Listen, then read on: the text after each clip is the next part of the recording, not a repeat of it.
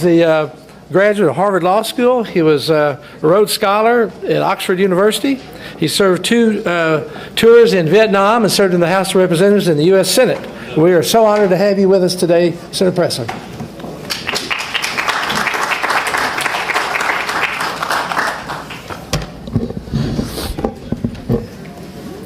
Thank you very much for this great honor to address this group. I'm so glad that you all are here because it's important that parliamentarians participate in foreign policy more than just making speeches. And what happens in our Congress is that people make a lot of speeches reacting to the administration, but it's very seldom does Congress actually pass a law regarding foreign policy. And we need more of that. Because the people who elected you are dependent on you to not only make some speeches, but to sponsor some actual laws that affect foreign policy. It was my pleasure to serve in the United States Senate for 18 years and was a member of the Foreign Relations Committee, as well as a lot of other committees. But it always seemed to me that members of the Senate here are more inclined to react to what the administration is doing, and that's important, to react with a speech, but to also react with some specific laws. And we have a lot of opportunity to do that in our system, the War Powers Act and several other things, and like the Pressler Amendment regarding India-Pakistan was a very important law and is. I stand before you and thank you because I recognize how much good you are doing. Now, most of the people in this room, as I understand it, are some way connected to intelligence, and that's a big problem for the administration in dealing with Congress. How much intelligence do you share with elected officials and when? The elected officials have to go out and defend their votes on the budget and elsewhere, and if they read in the paper a couple of days later something that was known to the government but not known to them, they're very upset. On the other hand, if the CIA or the administration shares very sensitive intelligence with Congress, especially the House, it'll be in the New York Times almost before it's out of one's mouth. So it's a very delicate thing, the role of intelligence in a democracy, because you need to have the support. The people voting for it and the people making the laws deserve to know, but their staffs will frequently, especially, I might say this, I'm not picking on the U.S. House of Representatives, but it's a very leaky place in terms of foreign policy, and the Senate is also to some extent.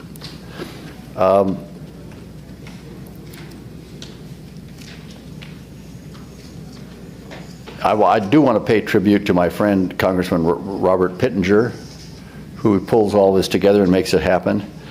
There are a few who understand better than Robert the importance of international cooperation on military and security matters. In other words, I think that's hard power. And Robert was also vice chairman of the House Financial Services, and somehow that wasn't enough, and the Subcommittee on Terrorism and Illicit Finance. Somehow that wasn't enough for him. So in 2014, while he was still representing North Carolina in Congress, he started to organize this Parliamentary Intelligence Security Forum. And since then, as you know, there have been thousands of conferences, and this has helped because of people being better. Has crafted the liberal narrative that all of our international goals can be achieved solely through soft power. We have a great debate between the use of soft power and hard power, and of course everybody's in favor of soft power, but at some points it can't be done. We have failed in some of our efforts. For example, when I was a lieutenant in the U.S. Army, I was assigned to work down in the Delta of Vietnam, in helping distribute motor pumps and fertilizer to the farmers there. And so you had hard power delivering soft power, I suppose. But it didn't work out too well. Now, as you all know, our foreign policy in America should abandon soft power initiatives, but it is important to recognize the limitations of soft power alone. For context about myself, I'm a veteran of the Vietnam War, which we lost, and was a close observer of the 1960s protest generation. The Vietnam War is perhaps the best example of where America tried to simultaneously employ both hard and soft power. But for a lot of reasons, we lost, and of course that country became communist, but it became a free enterprise state, so maybe we achieved our goals, who knows, but not in terms of what things were named. I was part of the USAID soft power effort in Vietnam. I helped to supply farmers, although I carried 2 weapons all the time, farmers with fertilizer for their crops and motors for their sampans. So while I was armed with 2 weapons, both a rifle and a sidearm, I was an armed soldier trying to deliver soft power. It was not very credible, but that's what we tried to do in Vietnam. Of course, our approach in Vietnam eventually failed as the communists took over the country. They were called the communists, but strangely enough, since then, they instituted a free enterprise state. So maybe we did some good. And Americans are very popular in Vietnam today. I've been back there several times. I think that you would agree that most universities like Harvard, Georgetown, the universities of California, Wisconsin, and Minnesota have influenced how we view soft power in our international relations. These universities and a lot of our national media believes that we can achieve our foreign policy objectives strictly through soft power, and they are critical of the use of hard power usually. But it is, there's a fallacy in that, is it takes a mixture of it, and it takes at least 50%, in my opinion, of hard power. I believe it's absolutely necessary for our communities to have robust and well-trained police forces. Of course, this is a contentious topic among certain political circles. And as you know, my favorite Roman, Cicero, had his head cut off for telling the truth. I hope that's not the case for me. As we all know, that our police and military can't perform their duties as effectively when they're not supported by elected members of our communities.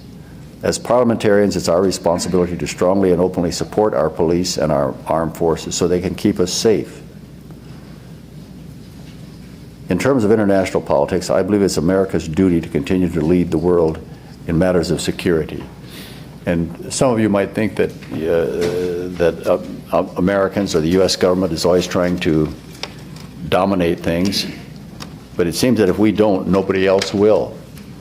And so I, for one, as a parliamentarian, as a senator, concluded that we had to project American power out, that if we don't, nobody else will. And that's just the way it seemed to me and it seems to me today that that's still true. The Biden administration has had mixed results in terms of hard power. President Biden has taken a hardline stance against China, which should be commended. Now, Secretary Blinken and Secretary Austin are both men, in my judgment, they are not hard power guys, especially not Secretary Blinken. So the Biden administration is a little bit adrift in foreign policy. On the other hand, many of the Biden administration's highest level administration officials have a worrisome track on hard power issues. National Security Advisor Jake Sullivan and CIA Director William Burns underperformed in the lead up to our withdrawal from Afghanistan. And they should have given our president better advice regarding that withdrawal, as that was he left it to staff, and it didn't turn out very well. And I would hold Jake Sullivan and William Burns and the Secretary of State responsible for that blunder in foreign policy. Both Sullivan and Burns clearly failed to gather enough information about the condition of the country before we left. That failure could very well lead to further instability and terror in the region. That's why it's so important what you do as parliamentarians and also interested in intelligence. We just had either we had a lot of bad intelligence there, or it didn't get to the president.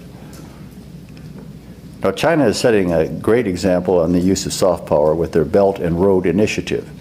Some people criticize China that they're just doing it for their own good, but you could say the same thing about the United States or any country that gives aid. I think the Chinese are doing some good in some countries with their Belt and Road Initiative in terms of building infrastructure for those lesser developed countries. And we can, I know here today or anywhere I go, nobody wants me to hear me say anything good about China, but some of their Belt and Road initiatives have been very effective. China has invested tens of billions of dollars into infrastructure projects all over Africa in recent years. This is very foresighted by the Chinese, as Africa's strategic importance will only become more apparent in the 21st century. Africa's population is set to double to 2.5 billion in the next 30 years. Tens of millions will be displaced by climate change, eradicating farmland. And most African governments are too weak to handle these compounding factors. And when the African people think of how to model their governments, they will look to the country that has most supported them, which will probably be China. This poses an obvious risk to America's interests.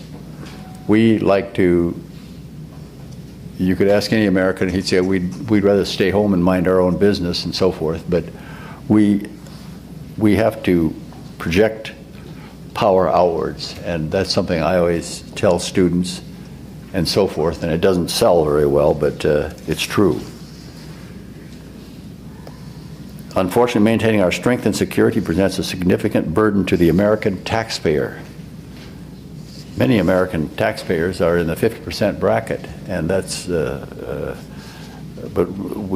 that's not necessarily high income, but if it's Social Security plus a pension plus some small income, you're quickly in the 50% bracket.